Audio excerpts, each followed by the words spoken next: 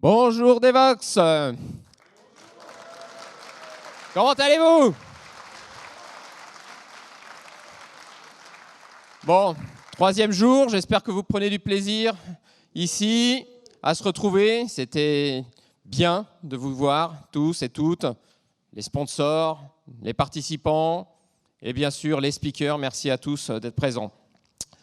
Vous le voyez bien, aujourd'hui je suis tout seul.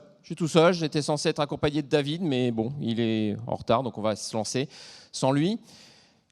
Aujourd'hui, c'est la journée des conférences. 30 conférences, 5 quickies. Ce soir, on termine à 17h15. On commence ici les cascodeurs dans l'amphi bleu. On va rigoler, venez nous rejoindre. On va commencer par les rappels de base, ce qu'on a déjà fait ces derniers jours, mais bien sûr de la bienveillance tout au long de la conférence, que ça soit sur place, que ça soit en ligne, les réseaux sociaux. Du retour aux speakers, ils adorent ça, ils ont besoin pour s'améliorer. Surtout, soyez constructifs dans les commentaires. Et bien sûr, les mesures sanitaires. Les mesures sanitaires, c'est le masque. Le masque, on le porte bien au-dessus du nez et sous le menton, à longueur de journée. Et David, qu'est-ce qu'il y a? Alors le masque, effectivement, pas pour les speakers. Qu'est-ce que tu... Mais David, on avait dit le masque, pas la combinaison intégrale. Non, mais en fait, je préfère avoir mon système autonome d'alimentation en air. Non mais ça va pas, franchement, mais c'est... Hop, la distanciation sociale. Bon, alors effectivement, quand on n'a pas de masque, on garde ses distances. Mais pourquoi t'es habillé comme ça? Mais qu'est-ce qui va pas chez toi? Arnaud, je suis ton père. Non mais... Tout ça parce que tu voulais faire ça. Non mais c'est pas possible. Bon, allez. Sérieusement, pourquoi tu t'es habillé comme ça? Alors, en fait, je suis toujours pas vacciné. Et j'ai bien essayé. J'arrive pas à m'inscrire. J'arrive pas à m'inscrire. Tu plaisantes? En octobre, toujours pas vacciné? Pourtant, Doctolib, avec toutes les améliorations qu'ils ont faites... Non mais, David, c'est pas de l'oxygène, ça? C'est de la bière? Non mais, franchement... Non mais t'es pas sérieux, hein? Allez, après... Bon. Non. Allez, David, tu retournes, tu vas t'inscrire sur Doctolib. Je crois pas que tu ne peux pas ne pas le faire aujourd'hui. Et franchement, tu regardes la keynote. Aujourd'hui, on a la chance de recevoir avec nous Nicolas Deneyer, VP of Engineering de Doctolib, David Gageot, Chief Architect, et ils vont nous expliquer comment la Covid a révolutionné Doctolib. Messieurs, à vous. Merci. Waouh. Bonjour à tous. Bonjour.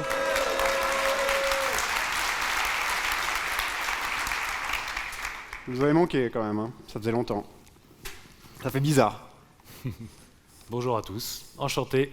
Moi, c'est une première et c'est impressionnant. Bon, Nicolas, aujourd'hui, on est là pour expliquer à tout le monde comment le Covid-19 a révolutionné Doctolib. Vraiment, ça a été pour nous une expérience assez incroyable, hein, et on va vous la raconter. Avant de faire ça, on va peut-être commencer par présenter un petit peu chez Doctolib. On essaie de révolutionner la santé en France et en Europe. Et pour ça, on se base sur quelque chose qu'on appelle affectueusement la boring architecture. L'idée, c'est d'avoir une architecture qui est vraiment au service du produit et qui est simple par design.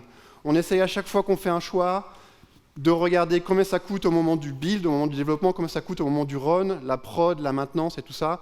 Et vraiment, ça, c'est au cœur de nos choix. Certains d'entre vous ont peut-être déjà vu la présentation de Nicolas Deneyer ici à Devox il y a quelques années.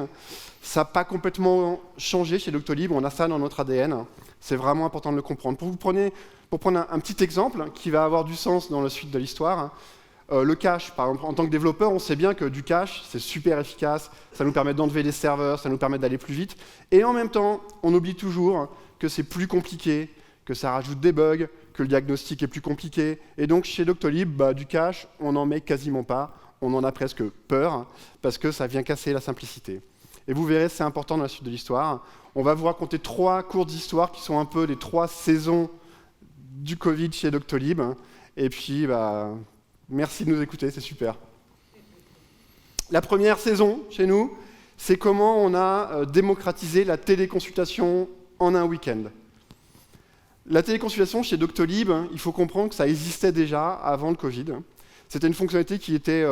les lois avaient changé, c'était possible de faire de la consultation à distance. Donc vous prenez rendez-vous et en plus, vous voyez votre docteur à distance. Mais ce n'était pas vraiment le cœur de métier de Doctolib. C'était assez peu utilisé. C'était bien utile à 300 de nos médecins, à 3000 de nos médecins. Mais c'est à peu près tout, en fait. On n'avait pas sur notre roadmap l'idée de le développer extrêmement.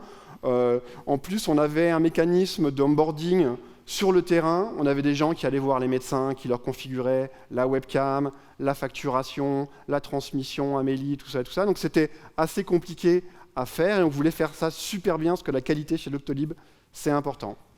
Et puis est arrivé le confinement. Donc moi, je n'étais pas chez Doctolib, Nicolas y était, mais en gros, on était en train d'être capable d'onboarder 300 médecins par mois. Et tout à coup, on s'est retrouvé avec 30 000 médecins en liste d'attente. Donc là, vous ne pouvez même plus envoyer les gens pour leur configurer. Ça a été un peu compliqué et Nico va nous expliquer comment on a renversé tout ça, quoi. Merci David. Donc comment on peut débloquer 30 000 praticiens en un week-end, sachant que c'est vraiment le cœur de la mission de Doctolib, c'est comment on va faciliter l'accès aux soins. Donc en un week-end, sans pouvoir aller dans les cabinets, la première chose qu'il nous faut, c'est des développeurs motivés. La bonne nouvelle, c'est que la mission à Doctolib, elle est intéressante et les gens sont passionnés par cette mission. Donc en fait, trouver des volontaires, ça a été le plus facile et on en a même eu un peu trop, pour tout vous dire. Après, quand on s'est concentré sur ce week-end-là pour essayer de développer un tunnel de self-onboarding pour que les praticiens soient capables de souscrire au service tout seuls, on a fait un bon vieux Pareto, on est vraiment allé au plus simple. On est allé chercher les praticiens qui exerçaient dans les conditions les plus simples possibles, et pour nous, c'est tout simplement ceux qui sont dans un cabinet tout seuls, avec une configuration la plus simple possible, peut-être avec un laptop, etc. Et donc, on s'est vraiment concentré sur le cas nominal, et c'est comme ça qu'on a pu débloquer dès le lundi matin des tonnes de praticiens. Mais le lundi matin, on a déjà eu ce succès, mais on s'est aussi rendu compte que le Covid, ça allait nous impacter vraiment plus que ça. Il y avait toujours dans cette mission de faciliter l'accès aux soins, il y avait énormément de choses à faire. Par exemple, informer les patients. Si je suis un patient, est-ce que je dois me rendre au cabinet? Si j'ai des symptômes, peut-être pas, au risque de contaminer d'autres personnes. Pour les praticiens qui ne pouvaient pas exercer, puisque, je ne sais pas, kiné ou des spécialités comme ça, comment je vais tout simplement annuler tous les rendez-vous, les centaines de rendez-vous que j'ai dans les mois à venir. Ou encore, pour ceux qui pouvaient passer en téléconsultation, comment je suis capable de transférer, de traduire toutes ces consultations en physique en téléconsultation. Mais avec tout ce que ça implique, il faut informer le patient, lui expliquer comment lui il peut se connecter au service, etc. Donc vraiment, on est passé de le Covid, comme tout le monde nous impactait 0%, et en fait, en une journée, il a fallu qu'on réorganise toutes les équipes, qu'on arrête toutes les roadmaps, et plus de 80% de nos feature teams se sont mis à travailler sur ces sujets. Comment on a fait ça? Clairement, on a utilisé la bonne vieille technique du top-down, et en gros, on a vraiment organisé les équipes, mais un petit peu à marche forcée. Et donc, il y avait un stand-up, pour tout vous dire, je faisais un stand-up avec le CPO tous les jours, et tous les jours, il essayait de me traduire un petit peu les urgences de la journée, vraiment les fonctionnalités qui auraient eu le plus d'impact, qui allaient avoir le plus d'impact pour débloquer les praticiens et les patients. Et ça, on l'a fait tous les jours. Tous les jours, on se mettait le matin, on avait une spreadsheet, et dans cette spreadsheet, on rajoutait un nouvel onglet, et c'était OK, quelle équipe va bosser sur quel sujet? Et en plus, avec la connaissance qu'on avait des compétences et connaissances des développeurs, lui, il est très bon sur ce sujet, elle a énormément de seniorité sur ces sujets-là. Et donc, en fait, on réorganisait les équipes tous les jours. Tout ça en passant en remote, ça a été un beau bordel. Clairement, c'est très puissant aussi. Le mode top-down, là on le voit, je regardais pour la préparation de cette présentation le total of unit work produce pour ce que ça veut dire, mais n'empêche qu'on le voit sur les graphiques. On générait en tout ticket confondu, on en faisait 300 par mois, et là on voit bien que en mars, la motivation des équipes, la mission qui impliquait les gens et ce côté un petit peu top-down, on a vraiment accéléré. À tel point qu'on faisait une mise en prod par jour à Doctolib à l'époque, et c'était très suffisant pour le time to market qu'on avait. Mais dans le Covid, tout était absolument nécessaire pour hier. Et donc on a vraiment accéléré, encore une fois, la vélocité de de nos mises en production. Donc on est passé à 3 mises en prod par jour, c'était vraiment un rythme effréné, c'est par contre ces 3 mises en prod, vu qu'on les a automatisées, c'est un process qu'on a conservé. Ça vient quand même avec pas mal de choses un peu plus négatives. Le plus important, c'est clairement le stress et la fatigue que ça génère sur les équipes. Et puis, tout ça, comme vous tous, je pense, passer au remote au passage, ça n'a pas facilité les choses et ça a généré pas mal de frustration. Imaginez, vous êtes un product manager, un PO, et le matin, vous arrivez à votre stand-up et la moitié de mon équipe n'est plus là. Pourquoi ? Parce qu'ils sont sur un autre sujet, parce qu'ils avaient des compétences là-dessus. Donc ça peut être très frustrant et on n'a pas forcément le temps de bien communiquer toutes ces réorganisations tous les jours. Donc clairement, ça fatigue. Donc il faut rester très vigilant au mental des équipes. En plus de ça, bien évidemment, il y a le côté tech aussi. C'est des moments où on a vraiment baissé nos standards. On a ce qu'on a appelé le quick and dirty. On est vraiment allé travailler sur des choses un petit peu comme ça, que nous on appelle le crapide chez nous. On a baissé nos standards. Mais c'était la bonne chose à faire. Pour certaines parties du code, on a vraiment codé de manière un peu plus rapide que de normal, peut-être un peu moins testé, etc. Et c'était vraiment la bonne chose à faire. C'est comme ça qu'on a vraiment réussi à avoir un impact aussi important sur tous ces sujets. Par contre, pour nous, la règle de vraiment quand on est en mode rapide, c'est de tout lister. Tout ce qu'on a fait, tous les raccourcis qu'on a pris, on les a notés quelque part. En ayant l'espoir d'y revenir un jour. Et tous ces raccourcis, un peu plus tard, quand ça s'est calmé, on a essayé de les catégoriser, donc ça c'est l'ordre de décision qu'on avait utilisé, et typiquement du code qui va être jeté, parce que quand le Covid s'arrêtera, il sera jeté, on ne va pas s'amuser à le refactorer. Du code qui est là pour rester, puisque les fonctionnalités sont peut-être utiles même après Covid, on va peut-être penser à les refactorer. Et donc on a tout catégorisé comme ça, et on l'a nettoyé. On a attendu un peu plus longtemps que ce qu'on pensait, et c'est pas complètement fini, mais on est vraiment très vigilant à nettoyer tout ce qu'on a laissé derrière nous. Ça, c'est la fin de la première saison de la série Covid. Pendant cette première saison, effectivement, la qualité, elle est passée derrière. Ce qu'il fallait, c'était répondre aux besoins qui changeaient tous les jours. Un peu après ça, je peux revenir juste en arrière, un peu après ça, on a eu la campagne de vaccination. Donc là, c'est 6 mois de montagne russe. 6 mois avec des hauts et des bas, et pour les équipes, produits, pour les développeurs, pour la prod, ça a été assez incroyable, et ça a commencé dès fin décembre. Dès fin décembre, en fait, on a déployé le premier centre de vaccination à Berlin, puisqu'on a gagné un appel d'offres avec la région de Berlin, et puis on savait qu'à partir de janvier, on allait avoir les centres de vaccination en France. Et puis, on avait juste une toute petite fonctionnalité à développer, c'était être capable de vous proposer de prendre vos 2 rendez-vous en une seule fois. Rendez-vous pour la première vaccination, rendez-vous pour la deuxième. C'était la petite fonctionnalité qui nous a un petit peu posé des problèmes pendant 6 mois. Et surtout parce que derrière, il y avait un calendrier incroyable. Il y avait la semaine de folie pendant laquelle il fallait déployer 700 centres de vaccination en France, terminer cette fonctionnalité, plus toutes les autres qui permettaient d'orienter les patients vers les bons choix sur le site, etc. Ça a été vraiment la crazy week. Ça a été repoussé, on était en contact tout le temps avec le gouvernement. Finalement, en plus de cette difficulté, vous avez des tweets comme ça. Merci, Monsieur le Président. Quand vous avez un tweet comme ça... Donc celui-là n'a pas provoqué vraiment un gros remous parce que c'était un petit peu à l'avance, mais vous imaginez que sur la prod, tout à coup, tout le monde peut prendre un rendez-vous dans les 24 heures. Donc ça a été un petit peu...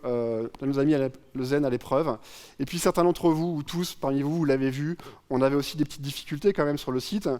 Globalement, vous alliez chercher un créneau, vous cliquiez, ah, il est plus pris, il est déjà pris. Alors vous cliquez encore, et encore, et encore. Et je vois tout le monde qui hoche de la tête.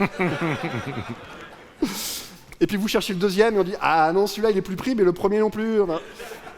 Et en fait, tout ça, c'était causé par l'abondance de personnes qui se connectaient, qui essayaient de se battre pour les mêmes créneaux. Et notre site, il n'avait pas été fait pour ça. On a rajouté cette vaccination en 2 étapes sur une prise de rendez-vous chez un médecin généraliste ou un petit hôpital. Mais là, on avait des énormes centres de vaccination. Et globalement, vous rentrez dans un cercle vicieux où les gens réessayaient toute la nuit. Nous, on le voyait au niveau de la prod. On suivait des SSID uniques. On disait, il va vraiment réessayer 400 fois ? Oui, il va réessayer 400 fois. Donc voilà, ça a été un peu compliqué. Nico va nous expliquer comment on a essayé de régler ça au niveau du produit, de l'infra, de l'UI. Toutes les optimes qu'on a pu apporter nous permettaient d'être vivants la semaine d'après. Et comme l'évoquait David, avec le concept un petit peu de The Boring Architecture, on n'avait pas forcément utilisé toutes les silver bullets. Et on avait du coup cette silver bullet qui est très puissante, très dangereuse également, mais le cache. Donc dès qu'on a vu que la charge montait et montait bien, c'est un peu arrivé sur toutes les lèvres, c'est du cache partout.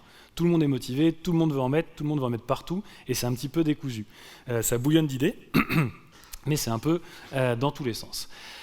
Le problème, c'est que dans cette saison, autant dans la première saison du Covid à Doctolib, c'était si on n'arrive pas à faire cette fonctionnalité, ça va être très compliqué pour le praticien de travailler, mais il pourra, les services seront là.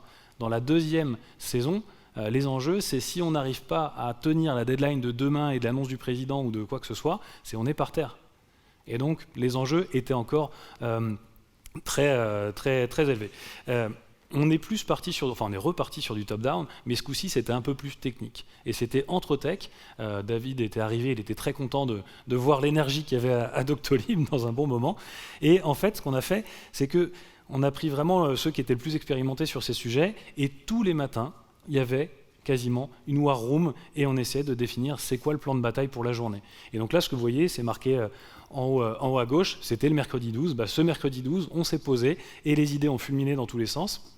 Et on a essayé de paralléliser au plus. Ce qu'il faut faire, en fait, dans ces moments-là, l'effet tunnel, c'est l'ennemi numéro 1. Mais quand je parle d'effet tunnel, là, je parle d'un effet tunnel d'une journée, c'est bien de trop. Si on se fourvoie et si on va sur une piste où on ne pourra pas récolter les fruits en fin de journée, on n'est pas allé là-dessus, et c'est peut-être ce qui nous faire tomber. On n'a pas fait ce qui nous aurait sauvé à côté. De toutes ces belles idées qu'il y avait et qui émergeaient, quand même la principale qu'on a eue pendant toute cette campagne, c'était le cache sur les noms de dispo. Puisqu'en fait, imaginez qu'on n'avait aucun cache en place sur toute l'application. Ça veut dire que pour toute demande à Doctolib, on recalculait pour tous les agendas. Donc imaginez un Parisien qui cherche un rendez-vous de vaccination sur Paris, il va aller interroger tous les centres de vaccination, et pour tous les centres de vaccination, il va aller regarder dans les centaines d'agendas qu'il y a, est-ce qu'il y a une dispo. Mais en fait, vous saviez tous, non, il n'y a pas de dispo, il n'y a plus de doses. Donc en fait, pourquoi on va faire des millions de calculs alors qu'on sait très bien qu'il n'y a juste plus de dispo? Donc en fait, on a mis ce cache de non dispo, et dès qu'un centre n'avait plus de disponibilité, il y avait un cache de 10 minutes qui était mis en place. Et là, c'est justement ça. Ça, on est content, on a craqué ce problème, mais... Là, vous dites, mais c'était évident, il fallait le faire. Oui, mais ça, en fait, on a abattu le premier mur, il y avait un mur plus grand derrière. Puis on a battu un deuxième mur en mettant du cache sur les dispos. Et là, il y avait un mur plus grand derrière, jusqu'à ce qu'on ait ce mur-là. Ça, en fait, vous voyez, dans Neuralink, c'est les prises de rendez-vous. En abattant tous les murs qui faisaient que vous étiez obligé de cliquer 5000 fois, tout à coup, vous n'avez plus qu'à cliquer 3 fois. On a abattu tous ces murs, et donc on s'est pris une énorme vague de prises de rendez-vous. Chaque prise de rendez-vous, il y a plein de choses qui s'activent en bas, des envois d'SMS, des envois de ci, de ça. Et là, vous imaginez que tout le monde était capable de prendre des milliers de rendez-vous très très vite. On se prenait des spikes à x5 en trafic en 5 minutes. Donc c'était un petit challenge pour le produit, pour l'infra. Mais effectivement, je revois l'image du tableau, là, le mercredi, c'était beaucoup de bonne humeur aussi et beaucoup d'applications à réussir, quoi. Vous l'avez peut-être vu, cette fameuse file d'attente, cette liste d'attente. Pour tout vous dire, David et moi, on n'était pas chauds. On a détesté. C'est vraiment un aveu d'échec. On ne va pas faire ça quand même. On est capable de tenir la charge. Clairement, le produit nous a bien poussé à y réfléchir, puisque c'est vrai que en tant que dernière soupape, c'est toujours mieux d'avoir cette liste d'attente que d'avoir une plateforme qui soit complètement par terre. Donc du coup, pourquoi on y allait? Essentiellement aussi, puisqu'on avait avec Cloudflare, ils avaient cet outil en bêta, et c'était très simple à mettre en place. Du coup, on y allait. C'était peut-être pas une si mauvaise idée. Oui, c'était pas une mauvaise idée, parce que la 3e saison de Doctolib, c'est le 12 juillet. 12 juillet, tout le monde a le droit de se faire vacciner, et même tout le monde a intérêt à se faire vacciner s'ils veulent aller prendre un petit verre en terrasse. Donc là, au niveau de la prod, voilà, c'est la vague. C'est la vague.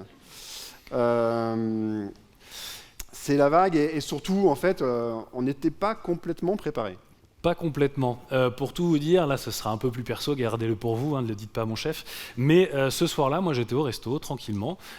Pourquoi ? Parce qu'en fait, on avait, ça c'est quand même intéressant, l'Élysée avait sa cellule de crise et à Doctolib, on était en contact avec eux. Pourquoi ? Tout simplement, si l'Élysée allait mettre en place des nouvelles règles et que le produit chez Doctolib n'était pas capable de faire des nouvelles règles bloquantes ou des choses comme ça, c'était pas forcément compatible. Donc vu qu'on était un des acteurs majeurs, ils nous prévenaient de certaines choses pour qu'on ait le temps d'adapter le produit et le préparer. Et puis aussi, quand il y allait avoir des grandes annonces, pour qu'on puisse lever toutes les manettes et préparer les machines à encaisser le coup. Donc en fait, on avait développé ce petit rythme et on n'avait même plus trop peur des 20 heures, de passer aux 20 heures, c'était presque normal, c'est fou de dire ça, mais on était presque blasés de ces sujets-là. Donc si les personnes en interne ne nous avaient pas prévenus qu'il allait avoir quelque chose d'incroyable ce soir, on était tranquille. Pour le coup, j'étais au resto et je reviens tranquillement à 10h chez moi, je me mets sur mon canapé, j'ouvre l'application Le Monde et là je vois un tweet de Doctolib qui dit « On n'était pas prêt ». Oh merde. Et donc là, j'ai clairement sauté dans la cellule de crise. Là, j'y trouve David, j'y trouve Blas, j'y trouve plein de gens. Et donc là, en fait, on était quand même un peu près. Ouais, tu peux remettre juste en arrière, c'était marrant. À chaque fois, je revois ce truc. À 20h09, je me rappelle, j'étais en train de manger devant la télé, devant le président, et je dis faut peut-être que j'aille voir quand même le trafic. Et je dis à tout le monde, ça y est, il y a un petit peu de queuing sur le site www, mais ça redescend. Pas vraiment. Ça n'a pas redescendu pendant 2 semaines. Ouais, comme tu dis, Nicolas, on n'avait pas peur de la radio, pas peur du 20h, pas peur de Macron. C'était assez... on était prêts, quoi. C'est juste que ce jour-là, on n'avait pas activé tous les leviers. On aurait pu mettre à fond 1000 pods sur Kubernetes, alors que d'habitude, on en a 400 qui est autoscale. Là, on aurait pu mettre 1000. On aurait pu activer tous les caches avec des valeurs un petit peu agressives. On aurait pu aussi scale up la base de données, parce qu'elle aussi, elle met du temps à monter. On aurait pu mettre les 15 readers sur Aurora.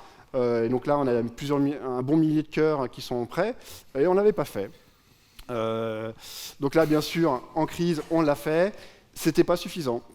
C'était pas suffisant. Et donc, on a activé la fameuse file d'attente qui nous a sauvé la vie, vous l'avez peut-être vu. Alors oui, on est monté jusqu'à 3280 minutes d'attente sur la file d'attente. C'est un peu long. Mais paradoxalement, tous les gens nous ont dit « mais c'est incroyable, c'est une fois que j'ai attendu, après c'était super fluide ». Et ça a été fluide comme ça pendant 15 jours, on a battu tous les records. On faisait du 20 000 rendez-vous vaccination par minute. Vraiment, ça a été assez incroyable, à tel point que quand vous avez un tweet du président Macron qui dit « bon, bravo les SRI Doctolib », je pense que ça a fait plaisir à tout le monde. C'était un des tweets de Nicolas auquel il a réagi, et c'est clair que ce soir-là, dans cette crisis room, il y avait vraiment du monde qui était zen, qui était en train d'essayer de s'assurer que tout le monde pouvait prendre rendez-vous pour se faire vacciner, et c'était vraiment ça qu'on avait en tête, et c'était assez chouette. Et ça...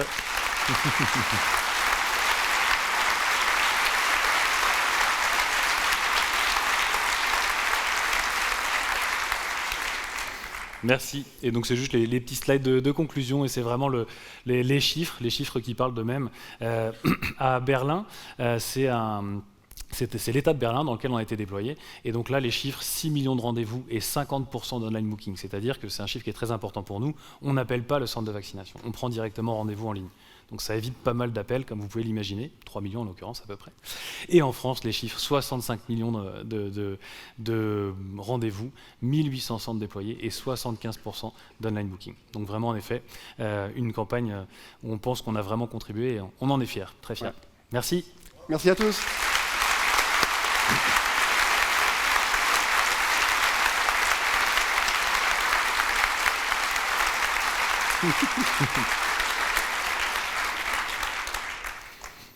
Bon, la suite maintenant, hein, c'est ça. Hein. Des questions peut-être ? Allez, vite fait. 2 minutes, pas plus. On n'était pas prêts. T'étais pas prêt.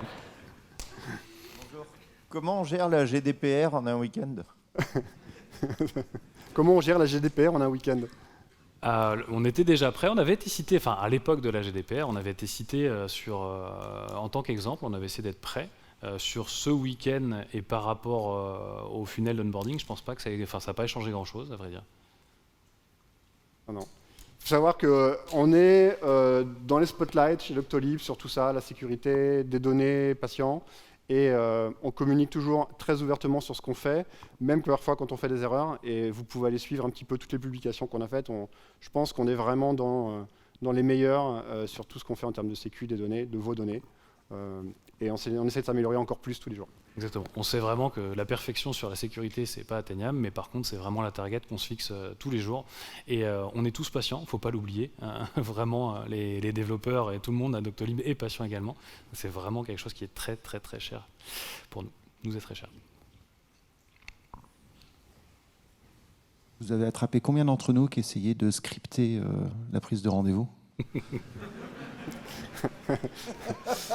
Vous avez entendu parler de Vitmados ou pas? Ils n'étaient pas les seuls. On a découvert des scrappers en France, en Allemagne, beaucoup en Allemagne. Et on a contacté les gens de Vitmados, Guillaume Rosier. On est allé vraiment essayer de parler à ces gens pour qu'on puisse leur fournir du service, mais en même temps, nous, être quand même encore debout. Parce que si on nous explose, c'est compliqué. Alors la quantité de trafic d'un scrapper, c'est pas grand-chose, mais on était à un moment donné où les pourcents, ils étaient importants quand même. Et puis, effectivement, on a découvert des scripts Python qui s'appelaient Shotgun, Docto Shotgun, je crois, qui permettaient de prendre un rendez-vous. Voilà. Il y a eu des hackathons faits sur il y a des hackathons. Donc on s'est dit peut-être qu'un jour, on va pouvoir fournir une API là-dessus. Bon, voilà. Bonjour. Est-ce que vous avez une idée du nombre de nouveaux comptes que vous avez eus dans cette campagne? De nouveaux clients, en fait? C'est tout ou pas? Non, j'ai pas le chiffre en tête. Véritablement, en France, clairement, il y en a eu, mais pour nous, quand même, c'est peut-être quelque chose qui est important de savoir, c'est la campagne, c'est quelque chose que j'ai bien aimé déminer. On n'est pas payé au rendez-vous à Doctolib, on est payé à l'agenda, donc au centre de vaccination qu'on va déployer. Il y a un article de notre CFO qui est très intéressant là-dessus sur LinkedIn, je vous invite à le lire et vous allez comprendre mieux grâce au business model. Et donc, pour nous, la campagne de vaccination, c'est avant tout la mission de Doctolib. Après, il y a aussi le côté, bien évidemment, si on le fait, c'est aussi pour avoir de la notoriété. En France, elle était déjà là. Clairement, je dirais qu'après le Covid, partout, on est vraiment connu partout maintenant. Mais à Berlin, c'est surtout à Berlin que ça a été très bénéfique pour nous, la création de comptes et la notoriété que ça a pu nous amener dans cette étape. Après, c'est contrebalancé aussi que l'appel d'offres qu'on a gagné en Allemagne. Une des clauses, c'était que suite à la vaccination, on doit supprimer tous les comptes de vaccination des gens qui ont créé leur compte. Et donc, on a eu un effet marketing qui a boosté notre visibilité, mais après, les gens, il faut qu'ils reviennent, recréer un compte parce qu'ils ont envie de le faire. Et voilà. Merci. Merci beaucoup. Merci à vous.